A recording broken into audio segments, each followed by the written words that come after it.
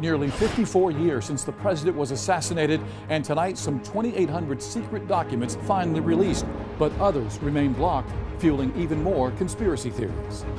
About 50 hot meals served in hopes of curbing child hunger. Tackling a taboo topic, we're examining the growing underground market of selling underage girls across the country. Part 1 of an ongoing series. Claims of understaffing, lack of security, and now allegations of a third child sexually assaulted at a city-run park. Why 2 fired City of Columbia employees are suing the city. And we begin with new developments tonight into our investigation into the reported sexual assault of children at a city-run park in Columbia. Lawsuits filed from 2 fired employees with the City of Columbia Parks and Recreation Department claim their names and reputation were slandered following an investigation into a teenage boy sexually assaulting 2 different children at Lorick Park this past summer. A student at Lakewood High School in Sumter has been arrested and charged with showing nude pictures of other students at the school. Few details have been released tonight, but we do know the teenager has been identified as 17-year-old Dalton Alexander. Investigators say the pictures were on his cell phone, and as of tonight, we don't know how the pictures were obtained or how many students were involved. A Columbia man's been sentenced for several charges, including sex trafficking. 36-year-old Alshura Frazier got 35 years in prison. According to court documents, Frazier convinced a minor to leave her family and meet him in Myrtle Beach some 2 years ago.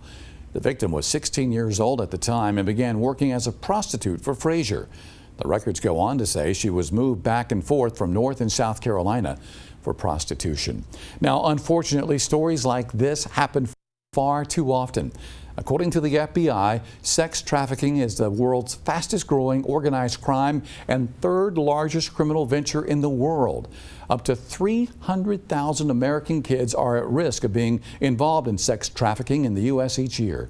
Tonight, we want to tackle a problem that not many people want to talk about. In fact, some may act as if it doesn't exist. Sex trafficking. It's a real problem. Girls being exploited across the country. The only way to solve it is to understand it. From Dallas, Texas, the flash, apparently official, President Kennedy died at 1 p.m. Central Standard Time, 2 o'clock Eastern Standard Time. November 22nd, 1963, Walter Cronkite announcing to the world that President Kennedy was dead. In 1992, Congress enacted a law setting a date 25 years in the future for the release of files relating to his assassination. Well, that deadline was today, and while nearly 2,900 documents were released tonight, hundreds more remain secret for now, subject to national review. The reason given, national security concerns, and the move will no doubt fuel more conspiracy theories on the president's murder. You're watching News 19 at 11. We are beginning with some breaking news tonight as multiple agencies are investigating a shooting that took place just a short time ago off of Park Lane Road. Yeah, you're looking at a live look right now. We are right on top of the scene there where there are fire trucks and police officers, and the entire area there outside the shooting has been roped off just down the road there, right outside of Park Lane Road, just down the road from that BP. We don't have many details at this time because this situation is just unfolding, but we do have News 19 photographer Ralph Cooper, who's on the scene, and we've given him a microphone. Ralph, what can you tell us? Well, Adria, so far since I've been out here, as you can see this gray car behind these 2 motorcycles, the witness that was in this gray car said that she pulled up in traffic and saw a female land on the ground and she was unresponsive.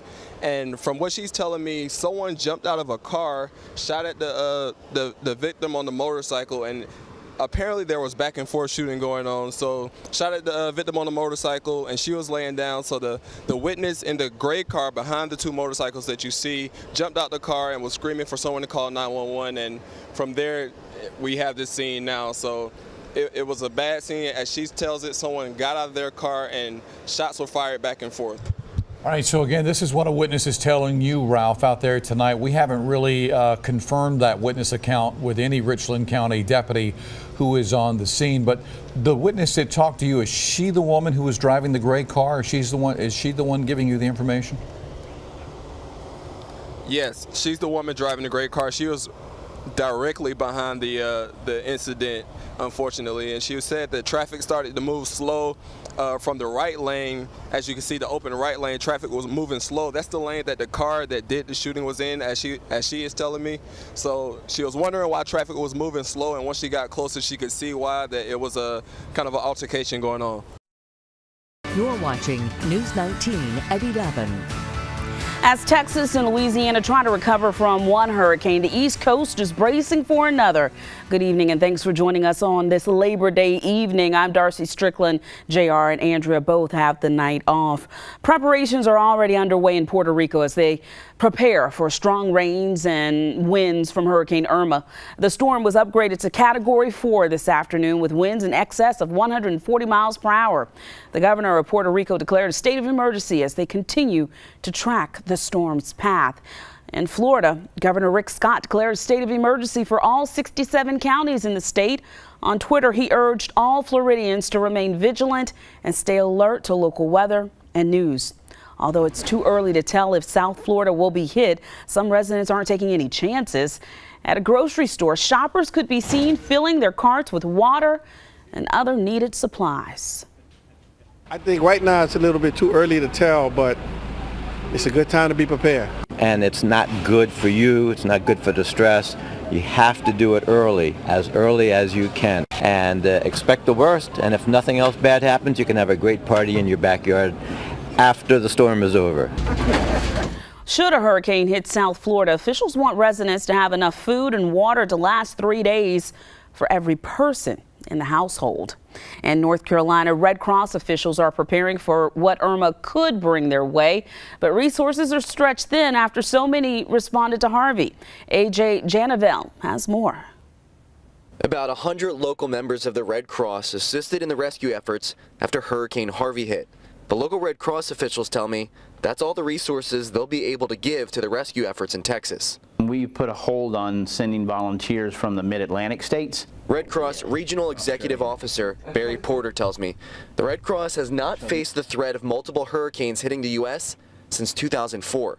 With about 12% of our local Red Cross volunteers 1,000 miles away in Texas, Porter says prepping for what Hurricane Irma may bring becomes more difficult. So now, the Red Cross starts working to get ready for the next possible storm, one much closer to us. Paper towels, toilet paper, these are called cleanup kits. In Fuquay Varina, a warehouse sits stocked with Red Cross emergency supplies, waiting to be deployed. Everyone gets one of these. It's Alan McKinney's job to help get these supplies where they need to go. McKinney tells me a lot of the local Red Cross supplies, like manpower and vehicles, were deployed to Texas.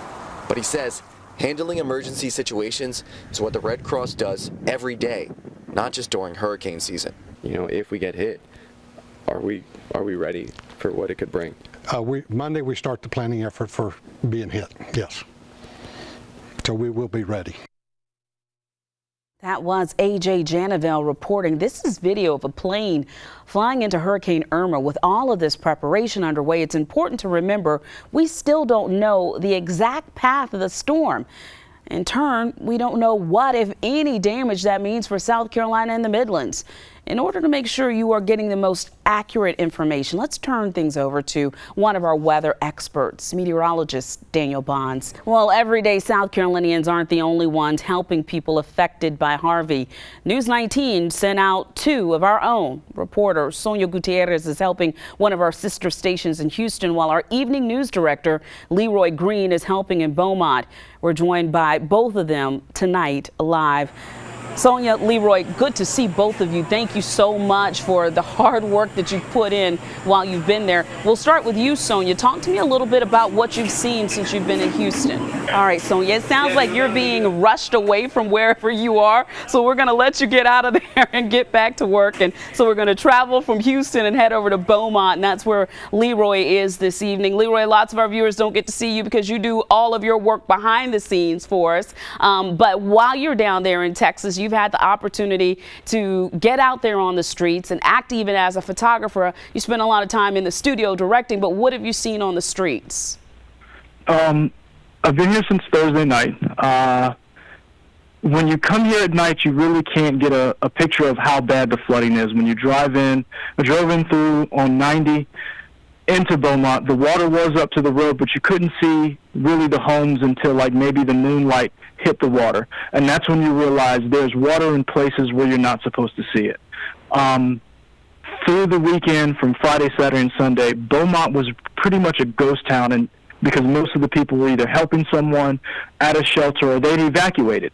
We had a chance to talk before the newscast, and I want you to touch on something that we discussed about how you said none of this recovery and rescue, a lot of it would not be possible if it were not for the help of volunteers. You know, we had that phone bank here with the American Red Cross. We managed to raise more than $40,000. And I think sometimes when people give $5 or $10 or $100, they think, I'm trying to help, but I really don't know the impact of it. You're on the ground. You're seeing firsthand the impact of these volunteers and their financial donations. Talk to us a little bit about that. When you first get here, the city itself looks okay. A lot of the businesses, the water in some places has receded. When you go into the homes in the neighborhood is where you see the devastation. We have paradise, but this is what we have to go through. Been here before, done it before, and we do it again. The spirit of Puerto Rico is strong. Puerto Ricans, we proud. We're strong people. Our Puerto Rican brothers and sisters are American citizens. We're Americans, and we contribute a lot to this society. They have fought in every conflict. They have shed blood. They have died for our freedoms. Unless we come together as a massive force, they will suffer for a long time. It is morally incumbent upon us to help them. There are 3.5 million people, Americans in Puerto Rico, that need our help. Puerto Ricans, Americans, we all the same. Yo soy Puerto Rico. Yo soy Puerto Rico. Yo soy Puerto Rico. Yo soy Puerto Rico. Yo soy Puerto Rico. Yo soy Puerto Rico. Soy Puerto Rico. I'm also Puerto Rico. And I'm Puerto Rico. Almost 2 weeks later, and the news for so many in Puerto Rico is still not good. Days without water, fuel, food, and shelter have left these Americans in a state of desperation that's almost incomprehensible. Oftentimes, when we look at these kinds of stories, your attention is on the devastation that we can see, but hearts are as broken as this island nation is. Tonight, we bring you the people who call Puerto Rico and the Midlands home. Worst feeling in the world for a cop, any first responders to feel helpless. Most of our families in Puerto Rico.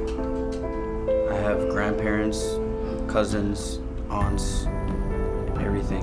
My whole family's in Puerto Rico. I had one cousin who thankfully got through on Facebook, and it was one Facebook message on her wall that said, "Can't connect, but I'm here." And that meant the world to me. My island is suffering. My whole family is in Puerto Rico. But just understand that we're American citizens too, and we're just as human as anybody else. Hot as the fire in everyone's belly got for Texas and for Florida.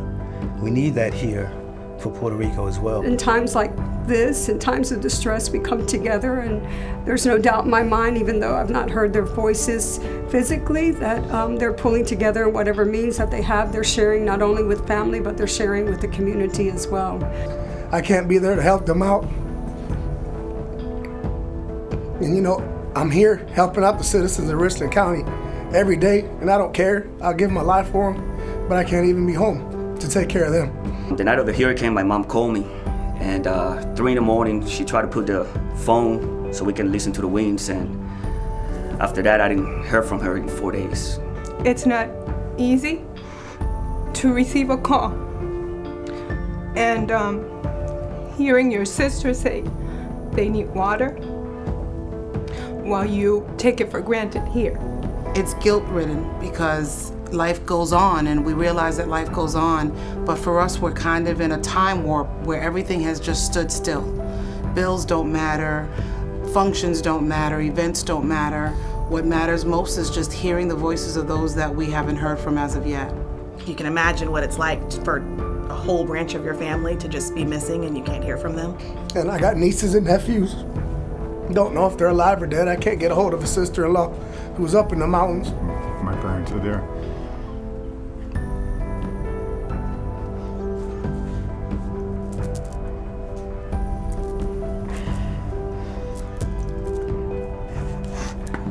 I haven't heard. People have seen them in the town, and they told me don't go yet because you're not gonna get to your town. It's an hour and a half away from San Juan, where the MAX flight is. But be sure, between the 7th and the 10th, I will be there. My job is to get them out and then go back help the Puerto Rican people. If this message reaches Puerto Rico that we love you, we're here. Like I said, not trying to be the big softy here, but again, it hurts. You can't hide it. It is what it is, but we're pulling for you. Y la familia te quiero. Love you guys.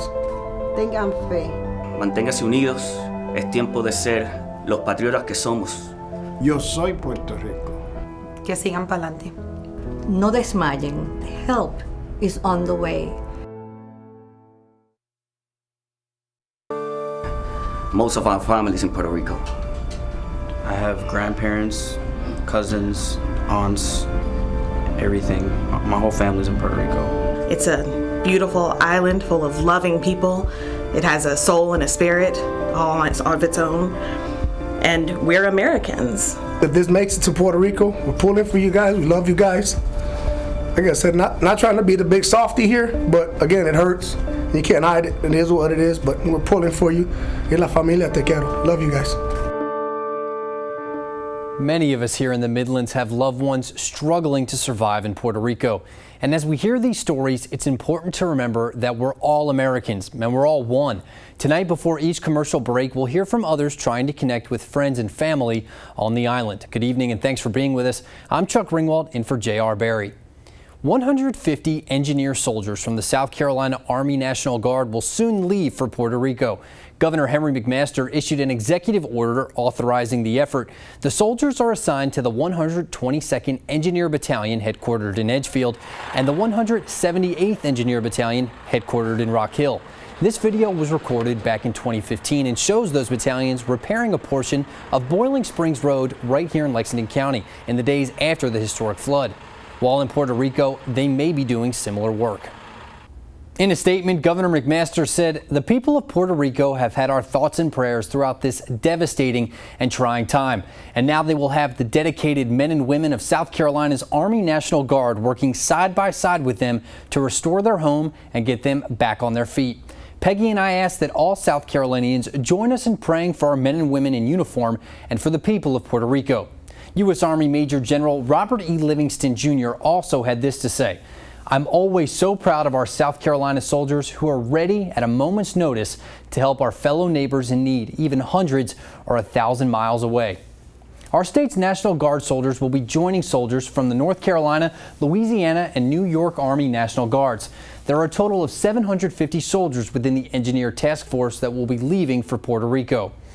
As food, fuel, and water continue to run scarce in Puerto Rico, the White House is taking more steps to help. The Pentagon has tapped a 3-star general to lead the Hurricane Maria recovery effort, and President Trump is cutting some red tape to get much-needed supplies to the island. Weijia Zhang has more. 4 houses in West Columbia's historic New Brooklyn neighborhood were demolished this week as the city prepares to move forward on plans for new parking spaces.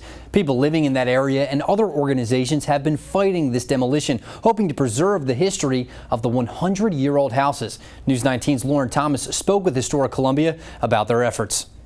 Yeah, Chuck, a video from Historic Columbia's Instagram page caught our eye. It's video in West Columbia. Lauren Thomas, News 19, WLTX.